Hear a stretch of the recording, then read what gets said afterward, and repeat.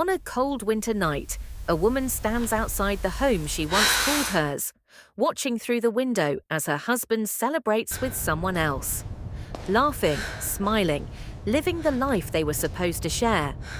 Betrayed, abandoned, and You are left to kidding me. rebuild from nothing, she could have disappeared into the That is shadows the of funniest thing heartbreak. I've heard But all week. instead, We she have to tell chooses Mike. something different. Step by step, she transforms pain into strength, silence into determination, and loss into the beginning of a powerful comeback. Because sometimes, the moment you are pushed out of someone's life is the exact moment you begin creating a better one. Value and lesson: never underestimate the power of resilience. When life breaks your heart, it may also be giving you the chance to rediscover your strength and rebuild a future that truly belongs to you. If this story inspired you, please support the channel with one like and one share to help us keep bringing more powerful stories like this. Thanks for watching. The laptop screen went black, but Amelia didn't hear the hum of the fan die. Her focus was chained to a video file she'd just seen. Her husband's hand, resting on another woman's stomach. His thumb was drawing slow, gentle circles, the same intimate gesture he once reserved for her. At 8 months pregnant, sitting alone in their Chicago penthouse, she watched her tech mogul husband murmuring to his lead architect, and in that chilling moment, Amelia understood something monstrous. Sasha wasn't just his colleague. She was pregnant too. What happened over the next few hours would bring a $10 billion tech empire to its knees before dawn. But here is what Julian Croft didn't understand. His wife hadn't been lost in a hormonal fog for the past 3 months. She had been building an arsenal. She was archiving data, creating encrypted backups, and tracing every digital lie. The woman he brushed off as overly emotional and fragile was about to become the ghost in his machine. She shut the laptop with a quiet click.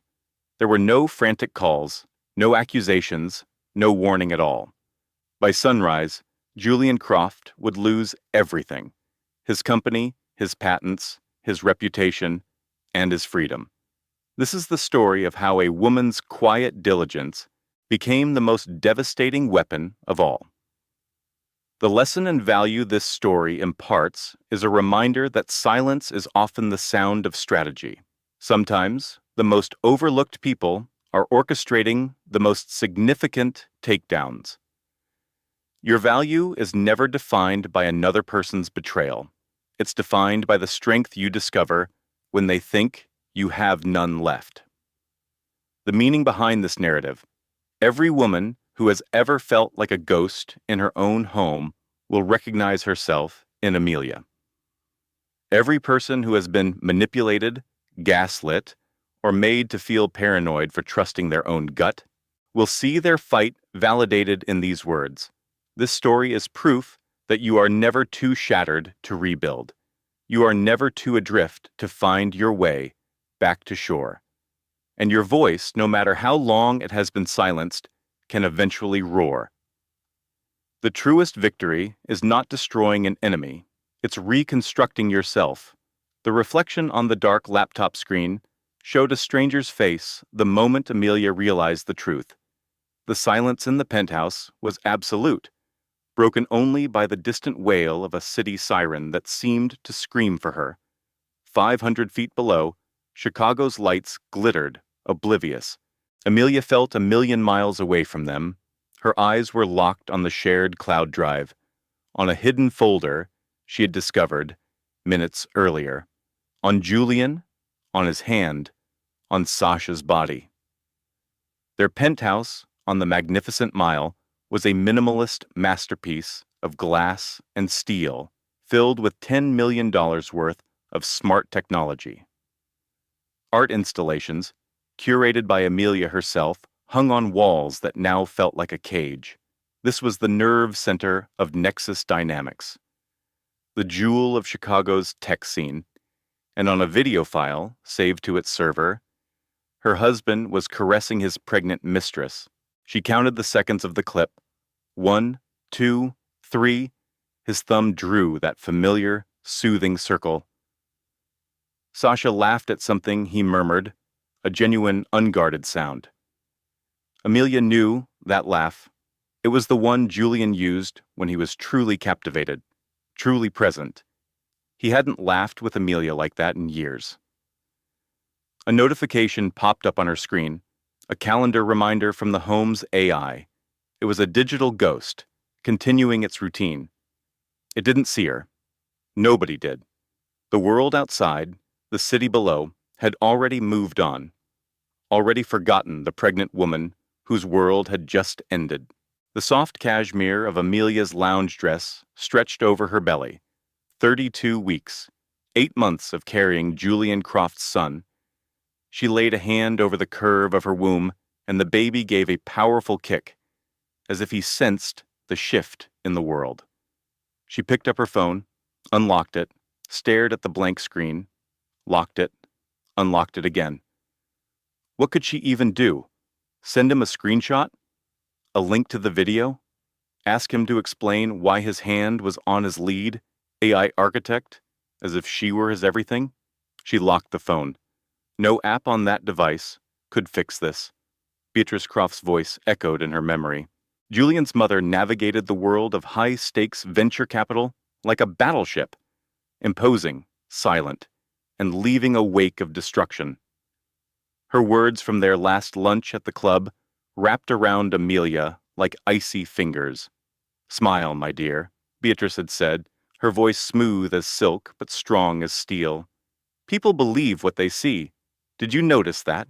Amelia whispered, a ghost in the empty room. "I saw him with Sasha. His hand was on her stomach." The memory of Beatrice's grip on her wrist was phantom tight. Her smile in her mind's eye never faltered. "Whatever you think you saw, you are mistaken. Croft women build empires. Croft women do not start fires. Croft women smile, secure funding, and ensure the narrative is always perfect. But I saw it." "You saw nothing," Beatrice's memory corrected her. The remembered smile turned razor sharp. "Now, you are going to be the brilliant, supportive wife of Julian Croft. You are carrying the heir to a dynasty. You will not become a liability." The memory of Beatrice faded, leaving Amelia alone in the vast, silent apartment.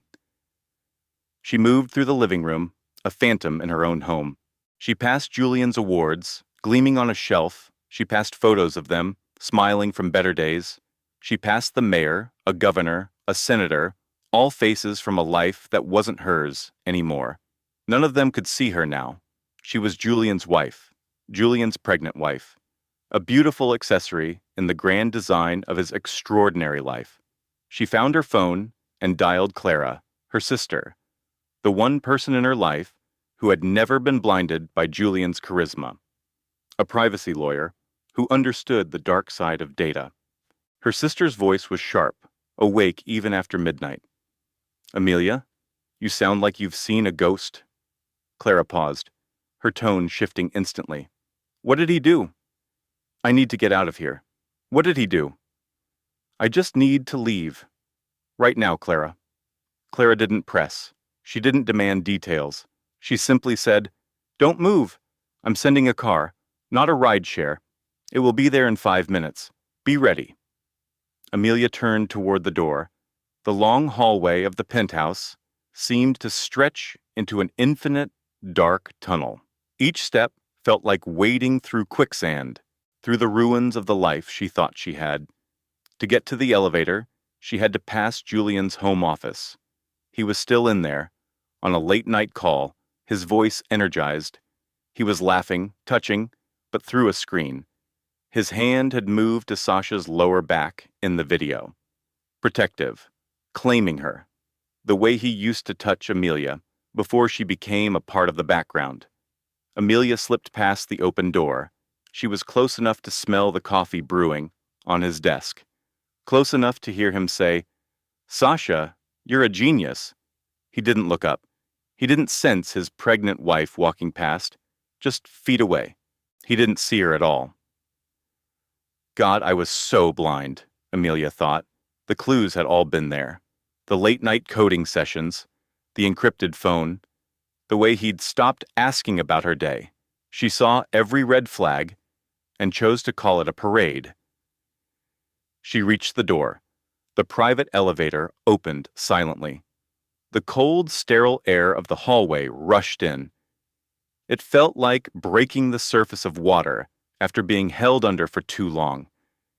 At the threshold, she glanced back. One last look at the pristine penthouse, the smart screens, the curated art at the closed door of her husband's office, where he was building a new future with another woman. Julian laughed again. His real laugh, the one Amelia once believed, was hers alone. The one she now understood had always been on loan. The elevator doors closed without a sound. A discreet sedan waited at the curb. The driver, a woman with a calm face, opened the rear door. Her eyes were professional but kind. "Amelia, I'm with Clara." Amelia paused. She could go back upstairs, back to the life she knew, to the man who didn't see her, to the nursery she'd designed by herself because Julian was always closing a deal. No, not this time. Not ever again. "My sister's house," she said, her voice steady. The driver nodded. "I know the way." Amelia slid into the leather seat. It was cool against her skin. She shut the door herself. The car pulled silently away from the gleaming tower. The city lights blurred in the rearview mirror. The noise of his success, his ambition, his lies, it all began to fade. Amelia placed both hands on her belly. The baby was quiet now, as if listening. "I'm sorry," she whispered to her son. "I'm so sorry you can feel this." But Amelia Croft wasn't going to a safe house. She wasn't going to hide and cry. She wasn't going to smile and play the part of the perfect tech wife any longer. She was going to dismantle an empire. The dark expanse of Lake Michigan stretched out beside the highway. Amelia watched the city skyline shrink in the window. Her phone buzzed, Julian's face on the screen. She ignored it. It buzzed again, and again. The driver's eyes flickered to the rearview mirror, but she said nothing. A good security professional knows when to be invisible. The buzzing stopped. A text appeared. "Julian, hey, just finished my call. Where are you? The home system says you left." She stared at the words. Her fingers twitched over the screen. She started to type a reply, then deleted it. What could she say? "I saw the video. I saw your hand on her. I saw the way you look at her, the way you stopped looking at me." She locked the phone. Let him wonder. The car passed the planetarium where he'd given his first major keynote speech. The memory was a punch to the gut. Amelia had been there in the front row. He had thanked her from the stage, calling her his anchor. "We're going to build the future," he had said, his voice ringing with passion. "A better future." That was 6 months ago, before the endless work nights, before the encrypted folders, before Sasha Petrova, the brilliant architect from MIT, joined Nexus Dynamics. Amelia had Googled her then, 28 years old, a prodigy, a powerhouse. No online trail, no pictures, no posts. It was as if she'd been digitally erased at the time. Elena had thought it was a sign of a serious professional, a private person. Now she knew the truth. You don't build a digital footprint when you're wrecking a marriage, when you're the other woman. His hand on the screen over her stomach, a gesture of connection, of a shared secret of a future. Oh my God, she's pregnant too. The thought hit Elena like a physical blow. Her blood ran cold. Her fingers went numb. Her own baby kicked a frantic little dance in response to the sudden flood of cortisol. "Leo." The chauffeur's voice was soft. "Do you need me to pull over?" "No," she choked out the word.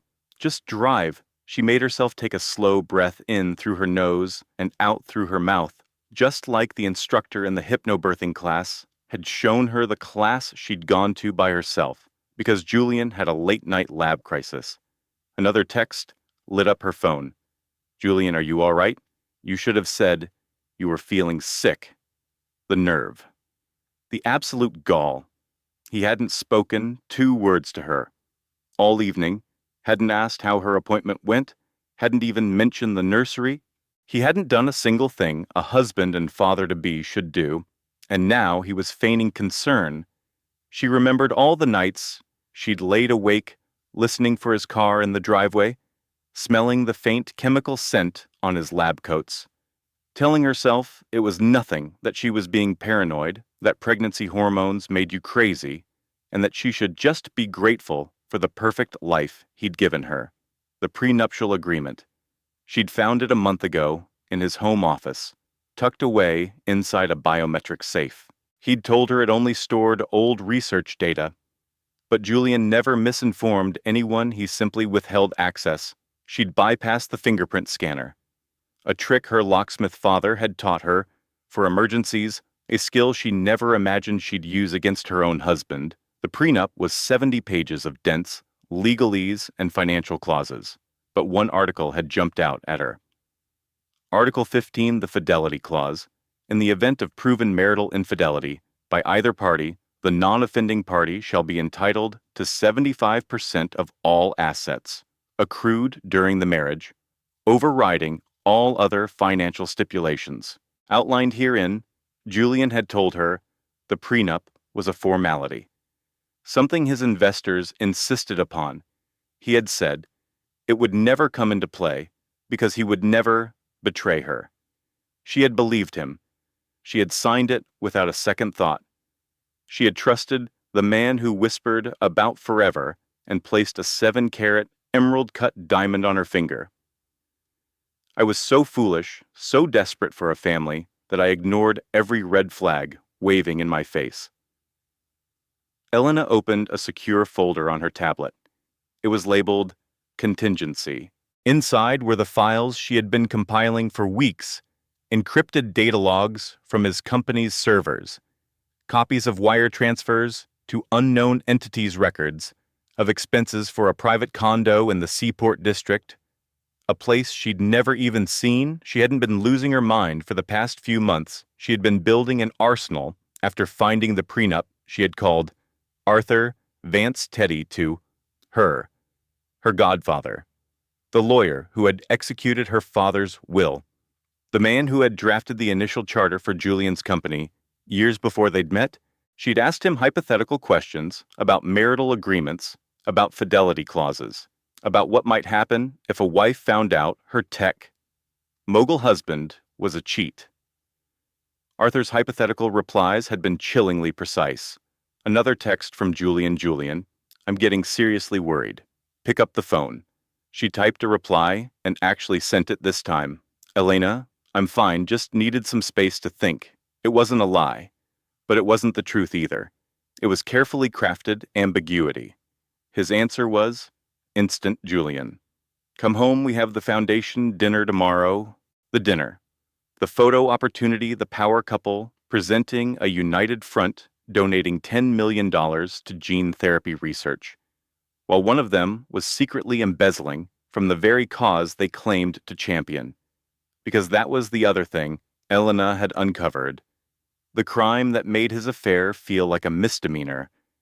The Croft Future Fund wasn't just Julian's pet project. It was his personal piggy bank. Donations were solicited. A small fraction was used for actual research grants. The rest was funneled into untraceable offshore accounts in Liechtenstein. Arthur had helped her make sense of the corporate filings. A friend from MIT had helped her confirm the research data was fabricated. Her mother, Isabel, a retired FBI agent from the Financial Crimes Unit, had helped her trace the flow of money they had all been watching, protecting her, preparing her in ways she was only just beginning to grasp. Elena, I've gone to my mother's place. I'm not feeling well. She powered down the phone, letting the screen fade to black. Severing the last digital tie to her old life, the car drove past quiet suburban streets, a 24-hour pharmacy, a cafe, with its lights off. A small town, common with a gazebo, all lit up normal places, where normal people lived. People who had no idea that Elena Croft's meticulously constructed world had just shattered, or maybe it had just been born because the proof she had against Julian Croft wasn't just enough for a divorce settlement. It was enough to utterly annihilate him, to seize his company, to ruin his name, to take his freedom. The evidence she held wouldn't just end a marriage, it would bring an empire to its knees. Elena rested her head on the cool glass. The baby finally settled, her trembling, stopped the tears. Never came. She was done crying for that man. She had given enough of her heart to someone who saw her as a beautiful acquisition, a necessary heir, producer, a convenient partner for his public image. Never again. One more hour to her mother's house in the Berkshires. One more hour to finalize the plan for the absolute ruin of Julian Croft. Elena closed her eyes, not to rest, but to strategize. The porch light was on. It was a beacon Isabel always left on when she was waiting for her daughter. The farmhouse was the antithesis of their Boston penthouse white siding, dark green shutters, the same set of wind chimes her dad had hung 25 years ago, chiming a gentle tune in the November air. This was home. A real home, not that cold glass tower filled with designer furniture and hollow echoes. Leo guided the car up the long gravel driveway. The crunch of the tires was the only sound as the engine cut to silence. "Do you need me to wait, ma'am?" he asked, his voice quiet. "No, thank you, Leo. I'll call when I need to go back to the city if I ever go back." She kept that last part to herself. The front door swung open before she made it to the porch. Isabel stood there, 65 years old, her silver hair in a neat bun, a simple fleece robe tied at her waist, her reading glasses perched on her head. "About time you got here," Isabel said. It wasn't a question or a welcome. It was a simple statement of fact. Elena slowly climbed the steps, her ankles swollen and her lower back screaming in protest. The baby felt heavy, sitting so low, ready for a world that had just been turned upside down. She reached her mother, and the tears finally came, the ones she'd suppressed in the nursery and the car, the ones she'd been holding back for months. Isabel wrapped her in a firm hug, saying nothing, just holding her while she sobbed into her shoulder. The wind chimes played their song. A barn owl hooted from a distant pine. The cool night air felt like a comforting blanket. "Let's get you inside," Isabel said at last. "Tea is in order." The kitchen was a cocoon of warmth. The old cast-iron stove radiated heat, and the smell of wood smoke filled the air. Copper pots that had belonged to her grandmother gleamed from a rack on the ceiling. Isabel moved with familiar efficiency, putting the kettle on, getting the chamomile from an old tin, scooping honey from a bear-shaped jar, and setting out 2 ceramic mugs, the mismatched ones she loved. They could never bear to throw them away. Elena slumped into a chair at the old oak table, the same one where she'd labored over homework, confessed her first crush, and announced her engagement to Julian Croft. Isabel hadn't been thrilled. She'd asked too many sharp questions that Elena had brushed aside. How much do you really know about him? What does your intuition tell you? Elena's intuition had been screaming at her to run, but she hadn't listened. She had been utterly captivated by the brilliant, handsome billionaire who made her feel seen. I should have listened to her, she thought, to my own gut, to that quiet voice that knew something was off from the very start. The kettle shrieked. Isabel poured the water over the tea bags, and they sat in silence for a few minutes. The grandfather clock in the hall ticked steadily. The fire popped and hissed. The tea slowly turned a deep amber. Isabel pushed a mug across the table. Elena wrapped her cold hands around it, soaking in the warmth. "Mom." Her voice was rough from crying. "I have to tell you something." "I already know, darling." Elena looked up, startled. "You know what?" Isabel reached under the table and pulled out a thick 3-ring binder. She placed it on the table with a solid thud. "I didn't spend 32 years investigating financial fraud for the FB to not recognize the signs. Your husband has been running scams since long before he met you. Elena just stared at the binder. You knew this whole time you knew. I suspected, then I investigated, and then I confirmed. Isabel opened the binder.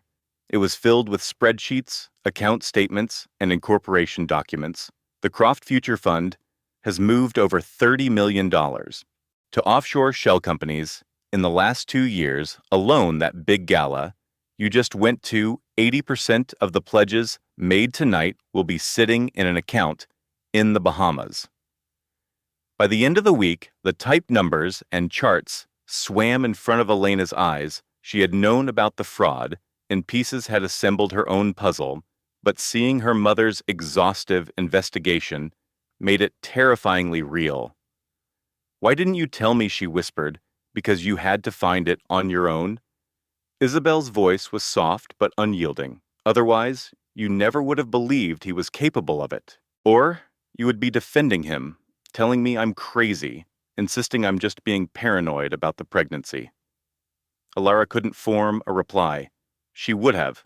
She had defended Julian to everyone who raised an eyebrow, to friends who noticed his constant business trips, to colleagues on the foundation's board who whispered about his reputation, to her own exhausted reflection. There's more, Eleanor said. She swiped the screen of her tablet, bringing up a secure folder. Digital photographs, a woman stepping out of a top-of-the-line Lucid Air, a man, Julian, holding open the door to a sleek Palo Alto bungalow, a small child playing on a lawn with a robot dog. Chloe Vance isn't just his side project, Alara. Alara's breath caught in her throat. What are you saying? She's been a special consultant on his private payroll for 5 years, 3 years before he even knew you existed. And they have a son who just turned 2. Eleanor paused, letting the information land with the force of a physical blow. A son.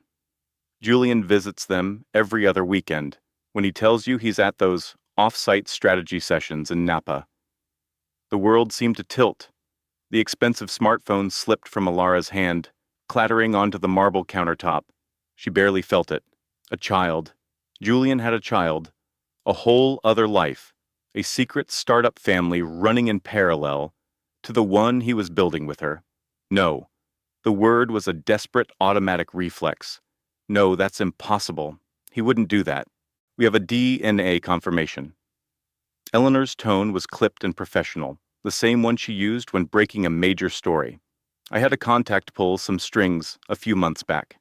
They got a discarded coffee cup, ran the test. The boy, Leo, is Julian's. Alara felt a wave of nausea.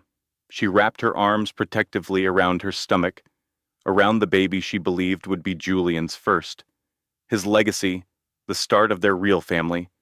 She was carrying his second child, at least the second. How many others could there be? How many secret families did Julian Thorne have scattered across the tech hubs of the world? His name is Leo, Eleanor said softly. The boy. He had his second birthday last month.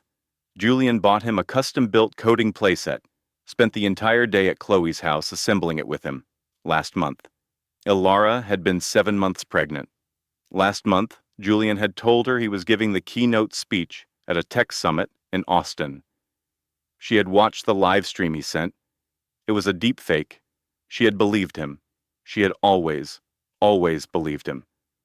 The most difficult part, she thought, is realizing that somewhere deep down, I already knew. What do I do now? Alara asked, her voice a hollow echo in the silent, sprawling apartment. That, my dear, depends entirely on what you want. Eleanor locked the tablet. You can go back to the party, pretend this conversation never happened. Have your baby?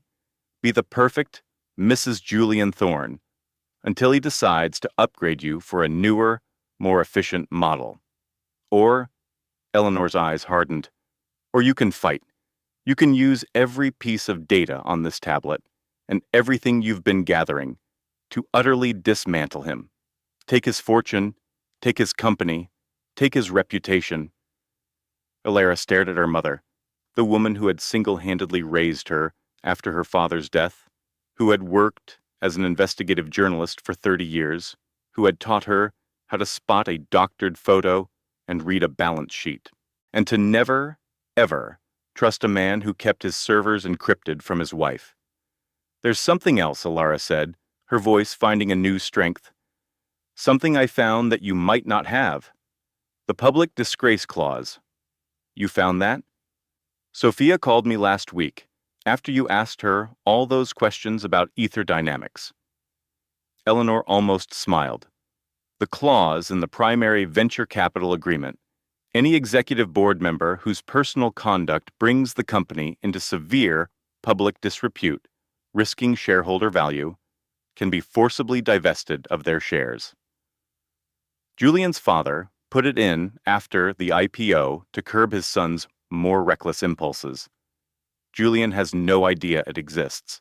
No, Alistair never told him. He figured the threat of it was enough to keep him on a leash. Eleanor shook her head. He drastically underestimated his son's capacity for arrogance. Alara's baby wasn't Julian's first child. It wasn't even his second major secret. And by the time the sun rose over the bay, Julian Thorne wouldn't just be losing a wife, he'd be losing his entire empire. The smart display on the wall showed 3 a.m. Alara had been awake for over 20 hours. Her body ached, but her mind was ablade. The kitchen island had transformed into a command center littered with laptops and tablets. Sophia had arrived at 2 a.m., leaving a Tech Awards gala by claiming a sudden migraine and driving straight over with her work laptop and a drive containing months of her own research. I've been digging into ether dynamics financials for a rival firm, Sophia admitted, her voice strained with guilt. 6 months, Alara. I was going to tell you. I was just waiting for the smoking gun. Everyone was trying to protect me, Alara stated, her voice devoid of emotion. Everyone but the man I married. Sophia laid out her files across the island, doctored quarterly reports, encrypted email chains, transcripts of interviews with ex-employees who'd been forced into ironclad, non-disclosure agreements. The deception is much bigger than the affair, Sophia said. Ether Dynamics has been faking its AI performance metrics for years. Julian took over from his father 5 years ago.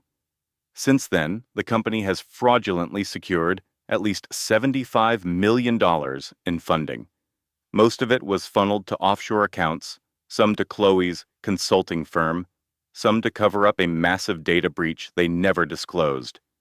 Alara looked at the data streams. Code names she'd never heard. Numbers that made her dizzy. A labyrinth of shell corporations and crypto wallets stretching from the Cayman Islands to Estonia. How did nobody notice, she asked. People did, Sophia said, pointing to a list of names. These were all engineers and analysts who flagged the discrepancies. Every single one was terminated within months. Most took a huge severance package and an NDA. A couple tried to become whistleblowers. Their cases just vanished. Vanished? The Thornes have deep connections. Alistair was a major donor to key political action committees. Julian just continued the tradition. Sophia's face was grim. When you have enough money, you can make any problem disappear. I deserve more than this. I deserved to know. The thought was a rising tide in Alara's mind, a single piece of solid ground in the swirling chaos of shock and betrayal. Eleanor returned from the home office, another tablet in her hand. I found the custody filings. What custody filings? Alara asked. The ones Julian's lawyers have been preparing. Eleanor's expression was stone. He was going to serve you with divorce papers the week after the baby was born. He planned to file for sole custody, arguing you were mentally and emotionally unstable. The room fell utterly silent. Even Sophia, who had just detailed massive corporate fraud, looked horrified. He was going to take my child, Alara whispered. He was going to try, Eleanor said, sliding the tablet over. His legal team has been building a case. Your anxiety during the pregnancy, That time you went to the ER, worried about decreased fetal movement. The prescription for anti-anxiety medication you got 2 months ago. Alara remembered that prescription.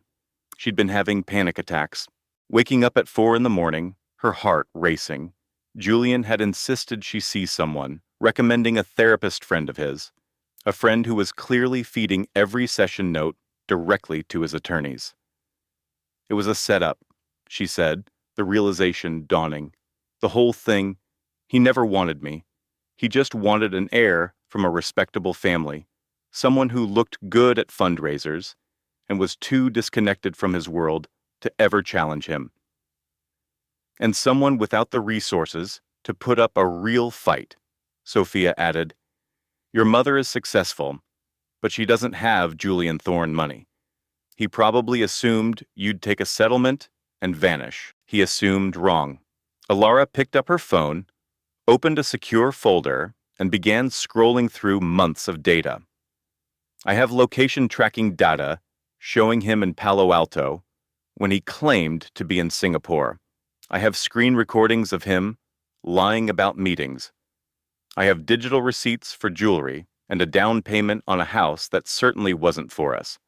I have everything. She looked up at her mother and her best friend, the two women who had her back when the world was falling apart. Between the three of us, we have enough to bury him. The only question is how deep we want the grave to be. The display read 3:30 a.m. The automated fireplace had cycled to a low glow.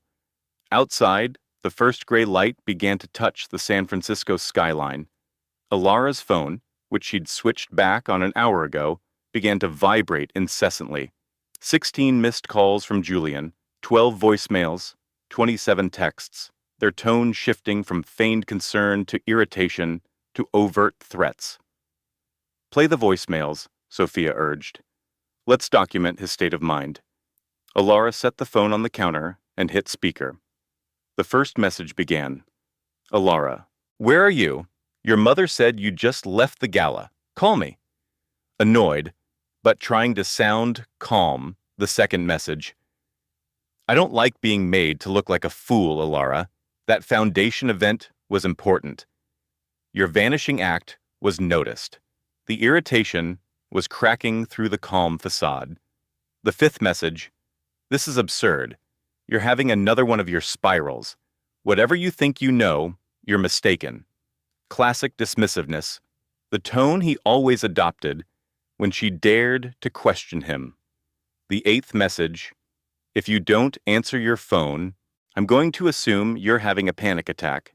Remember what Dr. Albright said about managing these episodes, the gaslighting, laying the groundwork for his narrative of her instability. The 12th and final message. That's it. I'm calling Dr. Albright. Clearly your hormones are clouding your judgment. You need to come home, now. Full-blown manipulation, weaponizing her own doctor against her. Sophia was recording the speakerphone with her own device. He's already building his case. If this ever sees a courtroom, he'll paint her as unstable from day one. Then we make sure this never gets anywhere near a court. Eleanor's voice was like ice. We make sure he has nothing left to fight with. Alara stared at the phone, at the icon representing the man she had loved, the father of her unborn child, the monster who had been sharing her life for 4 years. Call Marcus, she said. Tell him it's go time. The call was short. Marcus Callahan, their family lawyer, answered on the first ring, his voice alert despite the hour, as if he'd been on standby. I was wondering when you'd call, he said. Your prenuptial agreement has a strict infidelity clause. With the evidence you've described, you are entitled to 60% of all assets acquired during the marriage. And the fail-safe in the investment agreement, Alara asked the character and conduct covenant, is airtight. Marcus insisted on it. Any documented scandal voids the founder's shares, all of them. The family's controlling interest, the stock options, the intellectual property patents, everything gets absorbed by the primary venture capital fund. Does Julian know he has no clue his father kept it under wraps, figuring the threat alone would keep him in line without ever being triggered? Alara stared at the encrypted files, open on the laptop, the evidence of data fraud, the proof of a second family, the digital trail of a man who had built an empire on lies. One last thing. David. What happens to the Croft Foundation if we expose the data selling scheme? The legitimate assets would be frozen during the SEC investigation, and any clean funds would eventually be redirected to other tech-for-good initiatives. David paused. Or they could be placed under a new charter with new leadership, someone who could guarantee the grants went to ethical projects. Someone like you, if you were interested, you'd have a claim as an impacted party, and your background in museum curation would certainly lend you credibility. Alara had managed a digital arts foundation before she met Julian. He'd persuaded her to leave, telling her she shouldn't have to work, that he would provide for everything. It was another layer of control she had mistaken for devotion. Launch the protocol, she said. Everything. The divorce petition, the SEC whistleblower submission, the formal notification to the board of directors. I want it all deployed by dawn. Consider it done. She disconnected the call. The guest room was quiet except for the hum of the server and the rain against the window. By morning, Alara wouldn't just be divorcing Julian. She would be executing a hostile takeover of his entire legacy. The sky over the bay shifted from pitch black to a hazy gray. Dawn was breaking. The longest night of Alara's life was nearly over. Her phone vibrated. Julian's name glowing on the screen. She had been anticipating this call for hours, rehearsing it, dreading it. Answer it, Chloe said. We need to hear his opening move. Alara took a steadying breath and answered. Where in the hell are you? Julian's voice was sharp, efficient, the tone he used on engineers who missed a deadline, the tone he'd begun using with her. I'm safe, Alara said. That's not what I asked. My mother is beside herself. You vanished from the gala without a word. People are talking. Let them talk. A beat of silence. She could practically hear him rebooting his strategy, searching for a new line of attack. Alara, his voice lowered, controlled, menacing. Come home, now. No, excuse me. The single word hung in the silence between San Francisco and the Oakland Hills. Alara had never said no to Julian, not directly. She had debated, redirected, negotiated, but she had never just refused him. I said no, Julian. For the first time in our marriage, I'm saying no, and I'm not coming home. She heard a thud on his end, like a phone hitting a wall. Julian had a temper. He contained it in public, but, in private, expensive electronics bore the brunt of it. You think you can just walk out on me? He let out a cold, humorless laugh. You have nothing. You signed the prenup. You get zero. You'll be on the street with a newborn and nothing to your name. I read the prenup, Julian. Every page, including the infidelity rider you said was just a formality because you'd never stray silence. I also read the character and conduct covenant in your Series C funding agreement. The one your father added, the one you don't know exists. More silence, longer. This time, she could feel the gears turning in his head, trying to process the variables, to calculate the threat. By the way, Alara added, how is your other son? He must be almost 3 by now at Seoul. Leo Wright. The one you see in Sausalito on weekends when you tell me you're at a leadership retreat. The call ended abruptly. Alara stared at the blank screen, her hands trembling, her heart racing, but she was smiling. She had launched the attack. Julian had, until the market opened, to capitulate. He wouldn't. The next 2 hours were a whirlwind of digital transfers. Sasha emailed the final data packets. Chloe, her sister, finalized the legal filings. Alara reviewed everything. granting permissions with her digital signature. At 6 in the morning, she filed for divorce.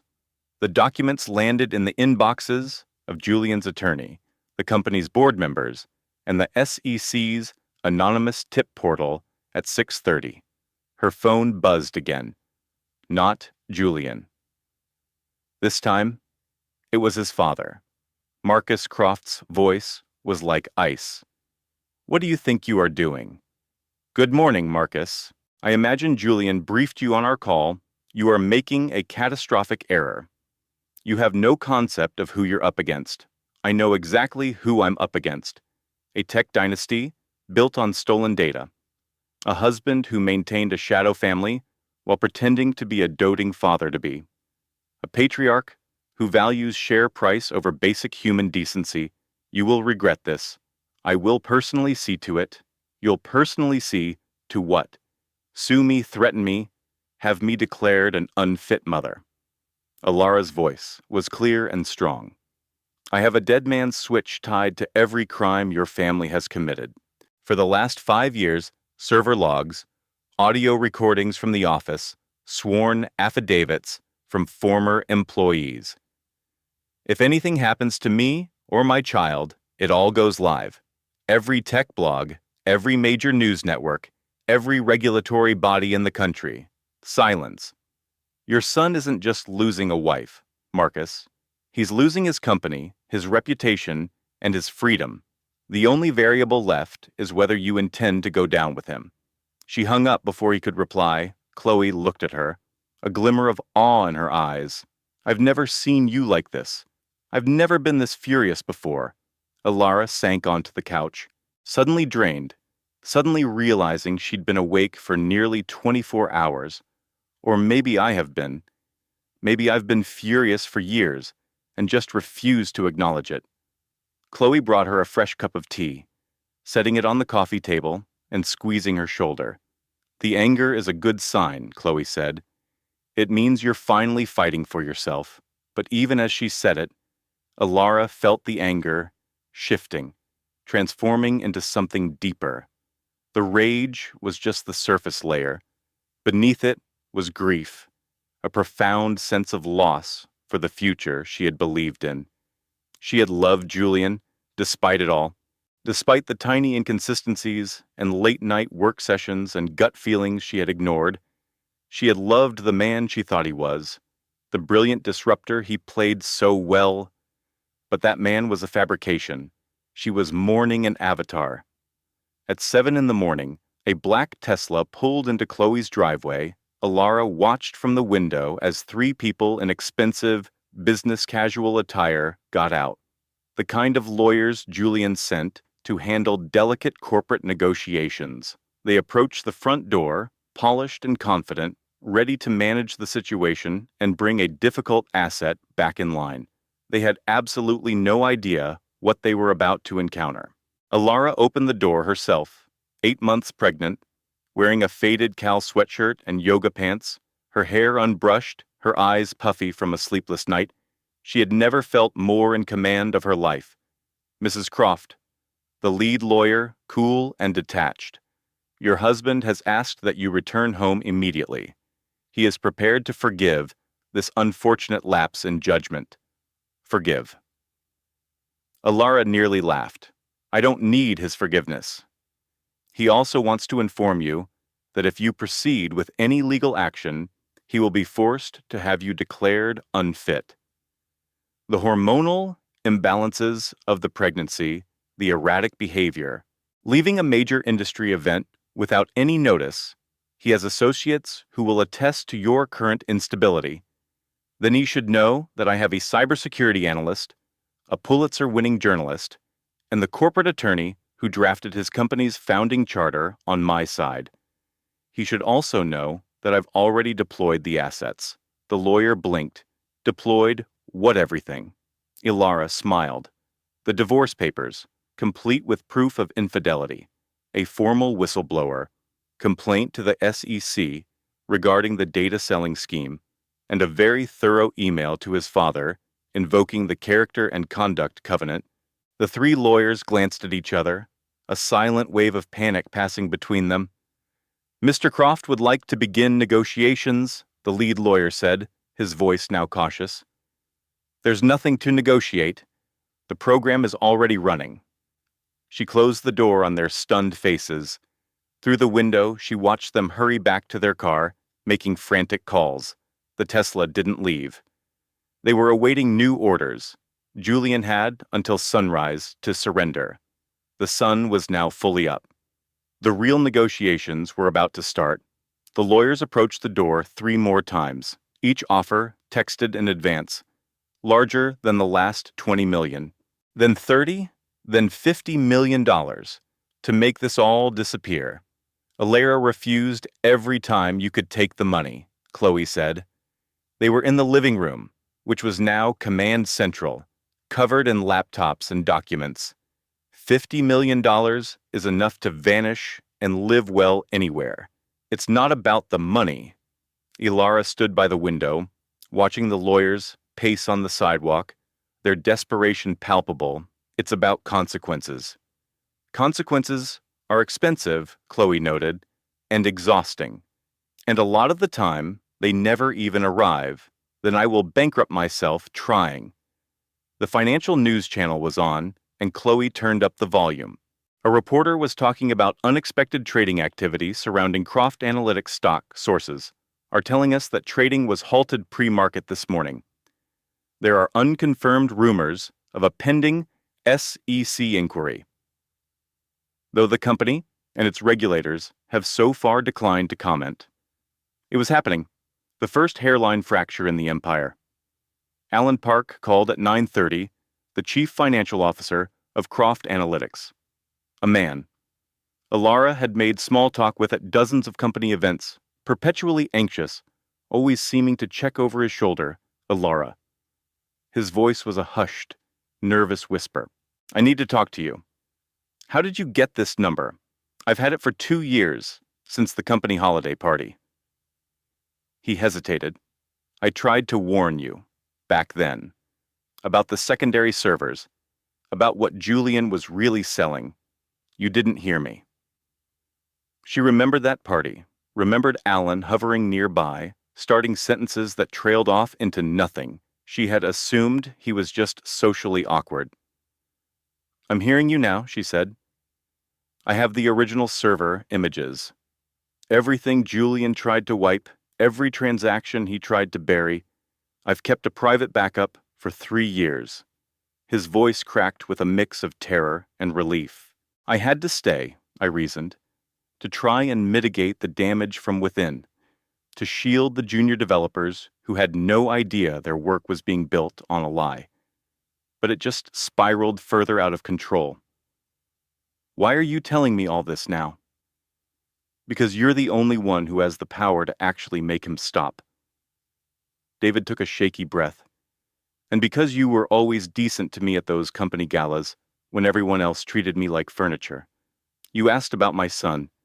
You remembered his name. Anya had forgotten those small acts of decency, the human moments she insisted on, in the hollow performance of being Mrs. Julian Croft. I'll go on the record, David said, his voice firming up. Whatever your lawyer needs, I'll tell them everything. Thank you, David. Thank you for doing this. Someone had to. She ended the call.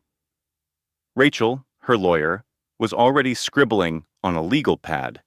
The lead engineer turning on him is a bombshell, Rachel said. That's direct testimony. That's access to server logs and original code we could never get otherwise. It's also a good man putting his entire career on the line to do what's right. Anya felt a painful recognition deep in her gut. He stayed for years trying to fix the code, just like I stayed trying to fix our marriage.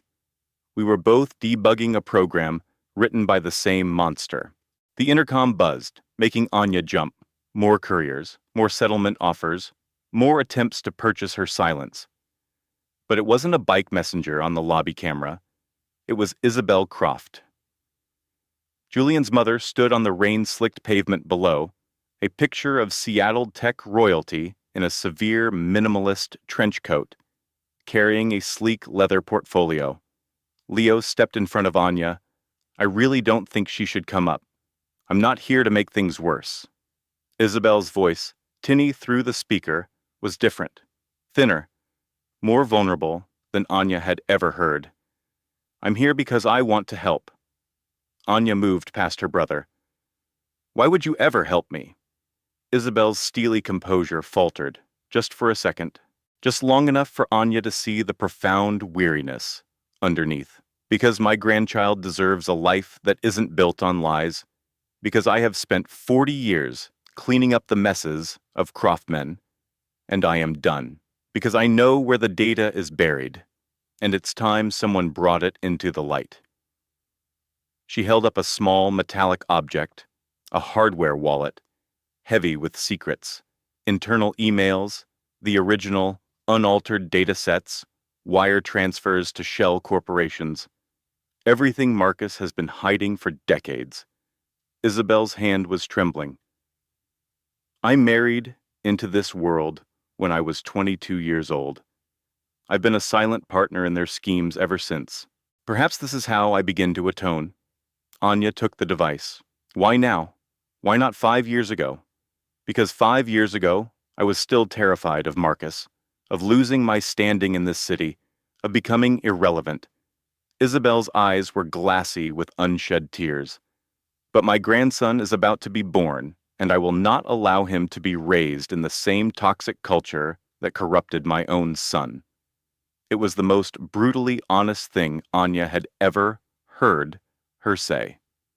I can't forgive you, Anya said, her voice flat, for all the years you looked the other way, for every time you told me to be a supportive wife. I'm not asking you to forgive me. I'm asking for the chance to do one right thing. Isabel straightened her shoulders.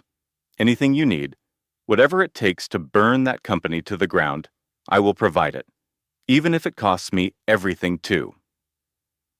The buzzing from the intercom had stopped. The street below was quiet, save for the hum of city traffic. Anya looked at the crypto wallet in her palm, at her mother-in-law's ravaged face on the screen, at the life she was preparing to detonate. No deals, no retreat, no looking back. Come on up, she said. We have a lot to discuss. They talked for hours. Then Isabel was gone. Rachel left soon after, and even Leo retreated to his room to field calls from his own friends. Anya was finally alone. She walked into the spare bedroom, the walls still a shade of blue from when her brother was in college. The old armchair was cluttered with his textbooks. The window looked out onto the Seattle skyline, the same view she'd stared at a decade ago while dreaming of her future. She'd found it, she thought, a penthouse overlooking Lake Union, a blinding 5-carat engagement ring, a marriage to a tech visionary, a life built on a fraudulent algorithm. The adrenaline had faded. The rage had burned down to embers. All that was left was a deep, aching grief. Anya sat on the edge of the guest bed. She placed her hands over her stomach, feeling the faint flutter of her son moving within her. I really loved him, she whispered to the quiet room. God, I actually loved him. How could I have been so blind? The sobs came then, not the graceful weeping of a movie heroine, but ugly, raw, gulping sounds that tore through her. It was a flood of repressed pain, of salt and shame, washing out years of denial. She cried for the wedding she thought was a fairy tale, for the honeymoon in Kyoto, when Julian had seemed so utterly hers, for the night he proposed on a windswept cliff in Big Sur, promising her forever. She cried for the positive pregnancy test she'd seen while he was closing a deal in Singapore, for the ultrasound photos he'd only glanced at, for the smart nursery she'd designed and assembled by herself while he was with Chloe. She cried for the woman she used to be before him, fiercely independent, passionate about her work at the art museum, happy in her small, cluttered apartment. That woman was gone, erased and overwritten by 4 years of Julian Croft's ambitions, his social calendar, his endless demands. At some point, I stopped being a person and just became a feature in his operating system. The baby kicked. a frantic little drumbeat responding to the cortisol flooding Anya's system. She forced herself to breathe, to slow her racing heart, to remember the small life that was counting on her to get through this. Leo appeared in the doorway. He didn't say a word, just came and sat beside her, wrapping an arm around her as the sobs subsided. "I wasted 4 years, Leo." "You didn't waste them," he said, stroking her hair. "You survived them. It's not the same thing. I should have known. I should have walked away the first time he lied. Maybe. Or maybe you had to get to this exact point. This specific moment when you were finally strong enough to burn it all down." Leo's voice was gentle. "The Anya who married him couldn't have handled this. You had to evolve into someone new first." Anya considered it. She thought of the girl who had been so dazzled by his vision, who believed every excuse because the dream was so intoxicating. That girl was naive. That girl was starved for a grand love story. This woman was neither.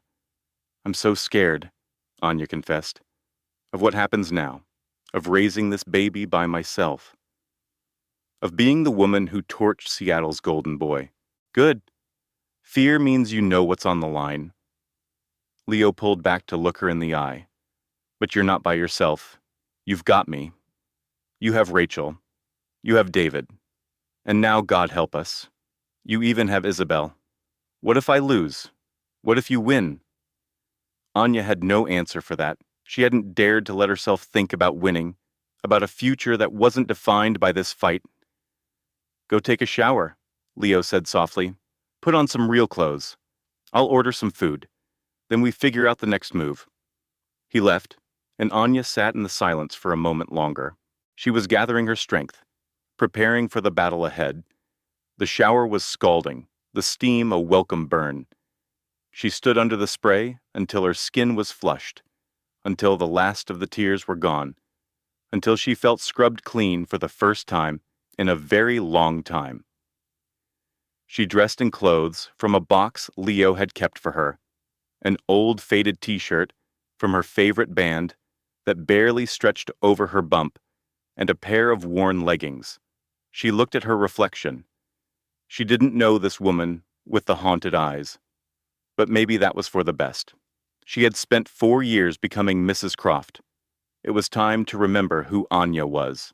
By 3 in the afternoon, the story had exploded. Someone had leaked the core data to a major tech news outlet.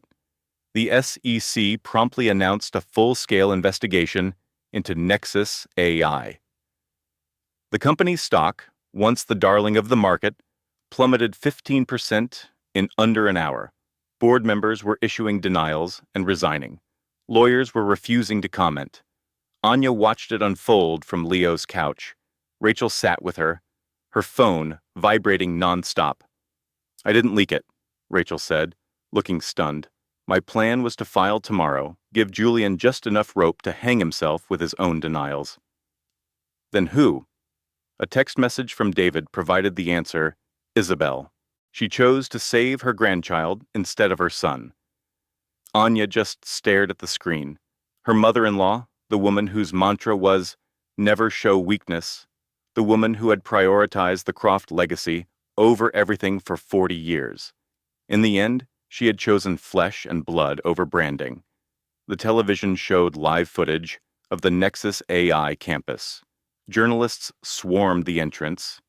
Employees were walking out, looking bewildered and betrayed. The empire was collapsing in real time. Julian's face filled the screen. Archival footage from a tech conference, looking confident and brilliant. The golden boy of artificial intelligence. The anchor's voiceover detailed his spectacular fall from grace. Sources close to the investigation suggest Julian Croft could face federal charges for wire fraud and conspiracy. His wife filed for divorce early this morning, citing irreconcilable differences. His wife, the title still belonged to her for a little while longer. The phone rang. Julian. This time, she picked up. Anya. His voice was hollow, all the swagger and confidence gone. replaced by pure panic. Please let me explain. You can't. The company, my father, you have no idea the kind of pressure I was under. I understand you had a choice, she said, her voice a calm, cold river. Every single day you had a choice, and every single day you chose to lie to me. I love you. The words were so absurd she almost laughed. They meant nothing. They never had. No, Julian. You loved what I was, the supportive wife, the perfect accessory, the stable element you needed to close your next funding round. Her voice didn't waver. You never loved me. You don't even know me. I can fix this. We can go to therapy. We can start again. It's too late. It was too late the moment I found that second tablet and saw the pictures of you and her. There was a long silence on the line, and then a sound she had never, ever heard from Julian Croft. A broken, wretched sob. Please, Anya, I'm losing it all. You already lost me, she said quietly. Months ago, you were just too busy to notice. She hung up the phone. The news coverage rolled on, a cascade of new revelations and expert commentary on the spectacular implosion of a tech dynasty. At 5 in the evening, the Nexus AI Board of Directors convened an emergency session. At 6:30, they announced Julian Croft had been removed as CEO, effective immediately. At 7, Marcus Croft released a formal statement condemning his son's unconscionable actions and vowing to protect the family's name from the stain of the scandal.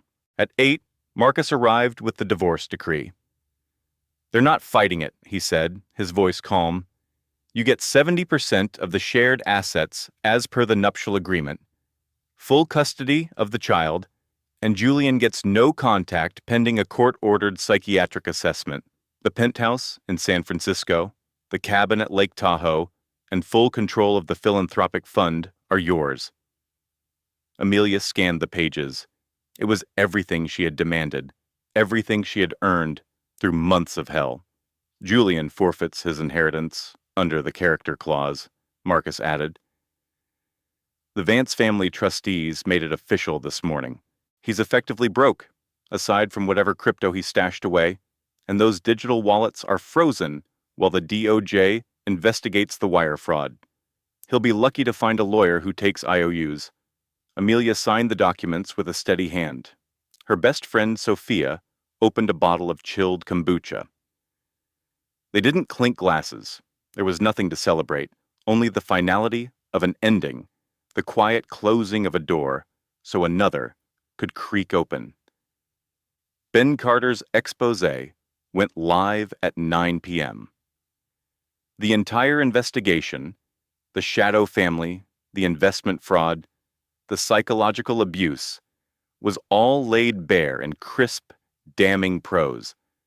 By midnight, Julian Vance's reputation was incinerated. Amelia stood by the floor-to-ceiling window, the city lights glittering like a fallen constellation. She had done it.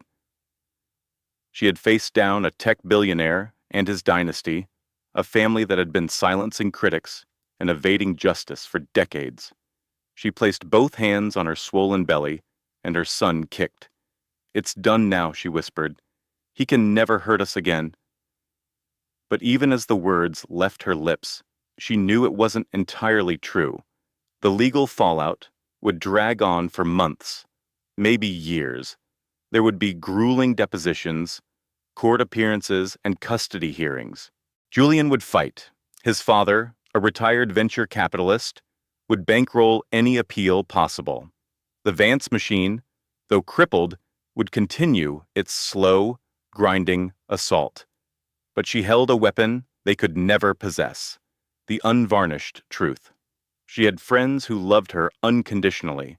She had a son who would grow up knowing his mother was a warrior, not a victim. And that was more than enough. It was everything. A week later, Amelia was in Dr. Evans' office for a routine checkup.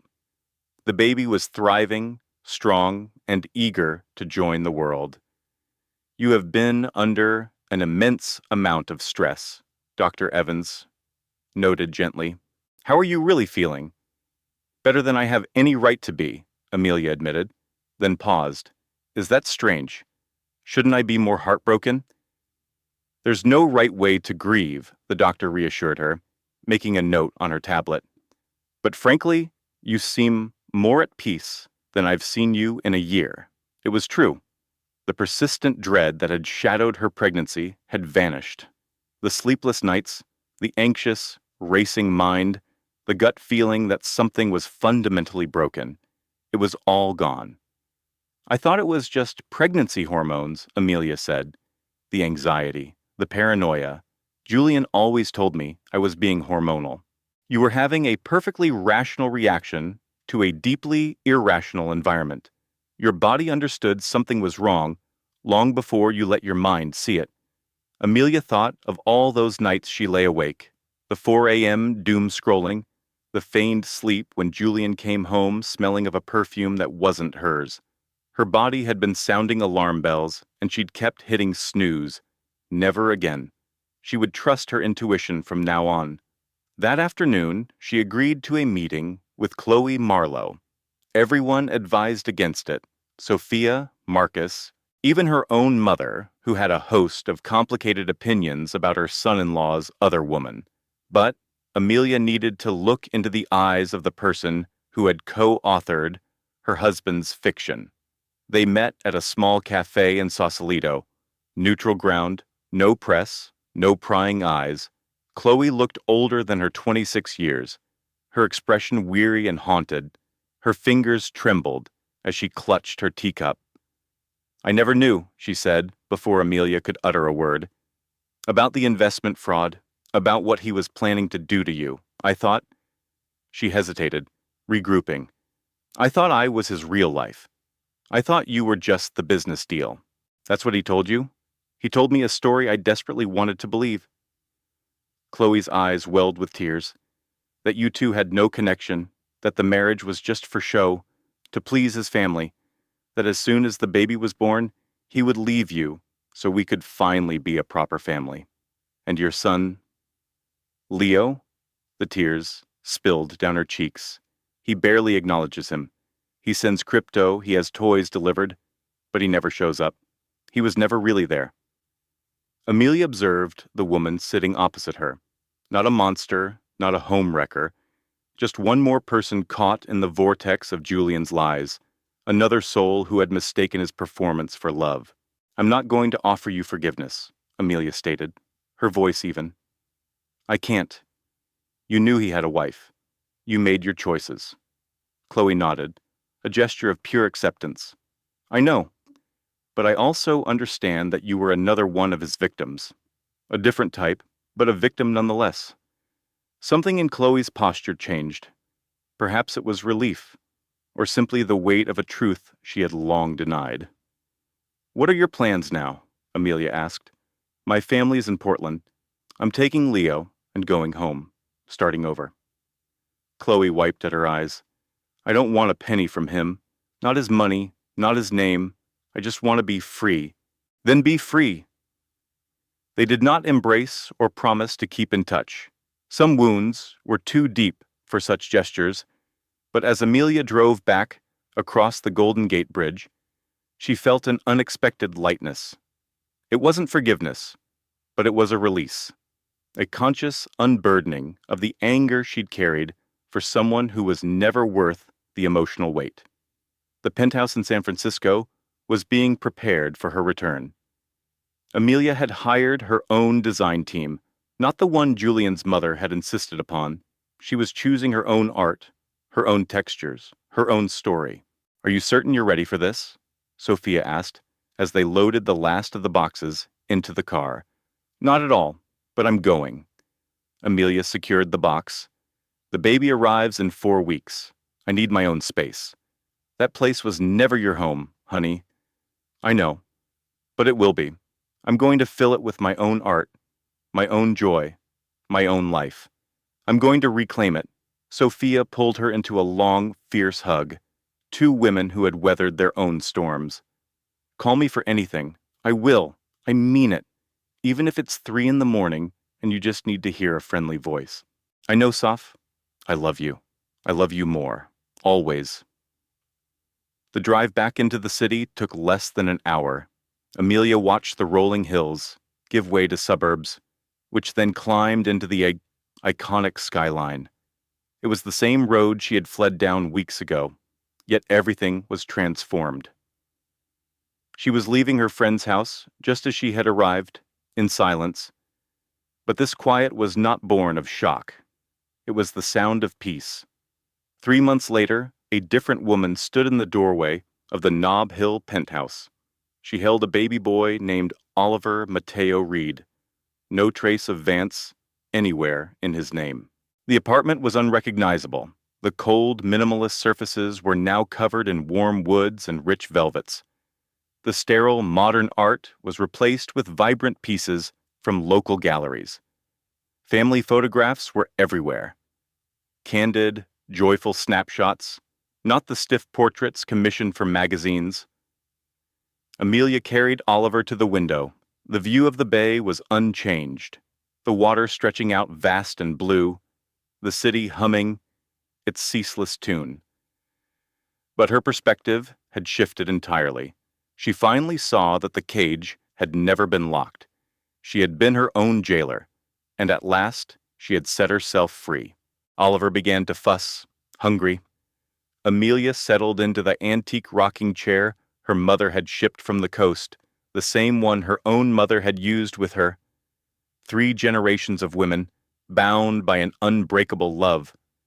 As she nursed her son, she thought of the woman she used to be, the one who would enter a tech gala 8 months pregnant and feel completely invisible, the woman who had let a shattered champagne flute symbolize her shattered world. That woman had been terrified, lost, and desperately clinging to the ghost of a marriage. This woman was none of those things. The intercom chimed. It was Marcus, arriving for their weekly strategy session. He came with files on the foundation, now renamed the Reed Family Foundation. No more Vance, no more fraud. The first round of grants had been approved last week. Scholarships for women in STEM, funding for nonprofits that help people escape toxic workplaces, real support for real people. Julian's trial begins next month, Marcus said, his tone gentle, always gentle. The DA's office wants you on the stand. I know. Are you prepared for that? Amelia looked down at Oliver, at his perfect, sleeping face. Her son, who would grow up knowing the full story. Yes. She shifted the baby in her arms. One day he's going to ask about his father. I need to be able to tell him that I spoke the truth, that I didn't let anyone silence me, that I stood up and held him accountable. It won't be pleasant. His legal team will try to portray you as unhinged, greedy, all the things they threatened before. Let them. I have the server logs. I have the whistleblowers. I have nothing left to hide. Marcus smiled faintly. You've changed, Amelia. I just remembered who I was before I met him, she said, meeting his gaze. That woman was always there. She just got lost for a little while. After Marcus departed, Amelia put Oliver down in his crib. She stood at the window, watching the fog roll in over the bay, shrouding the world in a soft, quiet gray.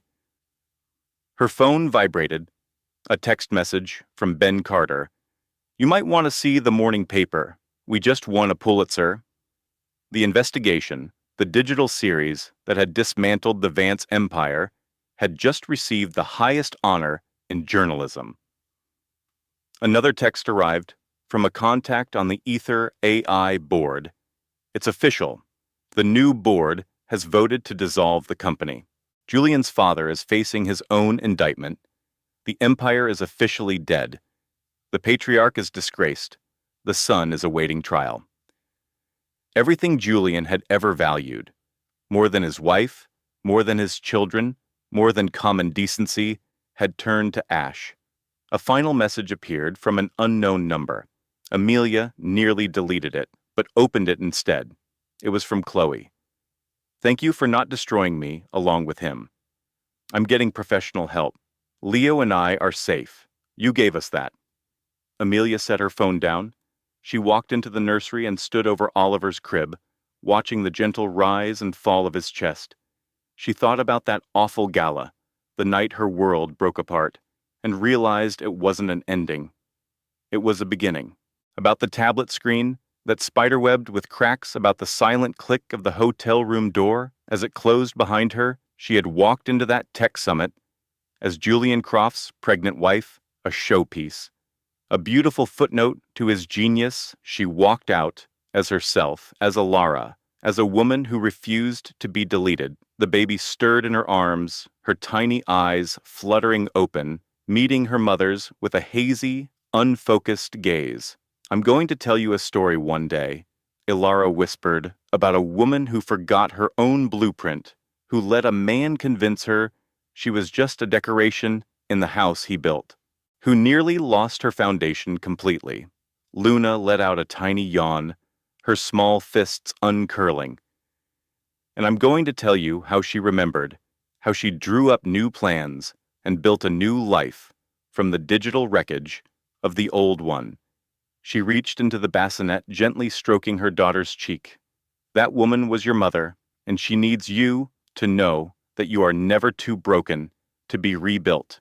You are never too lost to find your way back to your own design. You are never too quiet to find your own voice."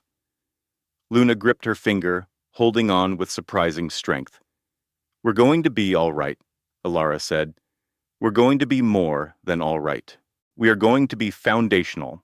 The lights of San Francisco began to glitter across the bay, a new evening, a new era beginning. Alara picked up her daughter, holding her against her chest, letting a sense of calm settle over her. She had walked into that hotel suite as one person, and she had walked out as another, and in the space between those two moments, she had found something she thought she had archived forever herself. The end of that story was just the beginning of hers, and she was ready for whatever came next. The courtroom was a media circus. Reporters filling the benches, cameras poised outside the Silicon Valley trial of the century, as they dubbed it. Julian Croft sat at the defense table. He looked like he'd aged a decade in just a year. His trademark designer hoodie seemed to swallow his now thinner frame. His visionary smile was gone, replaced by a permanent scowl. Alara sat in the witness box, poised and resolute. Luna was safe at home with Sophia, her mother, who had flown across the country to help raise her granddaughter. The district attorney guided her through the evidence: the wire fraud, the shell corporations, the systematic deceit. Everything she had uncovered in the frantic hours after the summit. Julian's lawyers tried to dismantle her, suggesting she was a vindictive spouse. Driven by jealousy and greed, she met every question with unshakable calm, providing no emotion, no theatrics, only data points and facts. When her testimony concluded, when the jury was let out to begin deliberations, she walked past the defense table. Julian looked up at her, his eyes hollow. "Was it worth it?" he rasped, tearing everything down. She paused, looking at the man she had once loved, the man who had fractured her world, the man who had inadvertently forced her to become stronger than she ever imagined she could be. "You built on a faulty foundation." "Julian, I just exposed the structural report." She walked out of the courtroom and into the bright California sunshine, into a future that was entirely her own design. The jury returned in 4 hours, guilty on all 23 counts. 30 years in federal prison. Alara didn't feel triumphant. There was nothing to celebrate, only a quiet sense of balance restored. That night she sat in her small apartment with Luna asleep on her chest. The city across the bay sparkled like a circuit board. The mobile of planets she had built for the nursery turned slowly in the breeze. She thought about the life she had lost and the life she had gained, the woman she had been and the architect she was becoming. The tech prodigy's pregnant wife had left the summit in silence by the next morning. The billionaire's empire was starting to crumble, but that was just the headline. not the heart of the matter. The real story was about a woman who remembered her own worth, who found her own strength, who designed a new life from the ruins of a lie. The real story was about resilience, about endurance, about the immense power of refusing to be a background process anymore. Alara kissed her daughter's soft hair. Watching the city lights flicker once upon a time, she whispered, "There was an architect who thought she was lost inside someone else's grand design." But she wasn't lost at all. She was just in the drafting phase. Luna smiled in her sleep outside the city, hummed its constant, vibrant song, and Alara Vance no longer. Croft was finally completely home. If this story moved you, if you felt Alara's pain and cheered for her resilience, you are not the only one. Thousands of our viewers have found inspiration in stories just like this. Drop a comment below and tell me, what would you have done if you found the cracked tablet? I read every single one, and your experience could inspire our next video. If you're new here, make sure to hit that subscribe button and turn on all notifications. We publish powerful news stories every single week, stories about courage, survival, and the quiet strength of women who refuse to be sidelined.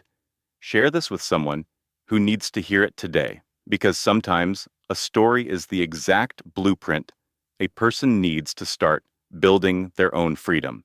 And if this story resonated with you, please leave a like. It helps our community grow and helps more people find these narratives when they need them. Most closing statement. This content has been thoughtfully designed, engineered, and manually refined by our team to bring you meaningful stories with invaluable life lessons. Every narrative is constructed with purpose, created not only to entertain, but to inspire, validate, and empower our viewers. Thank you for being a cornerstone of this community.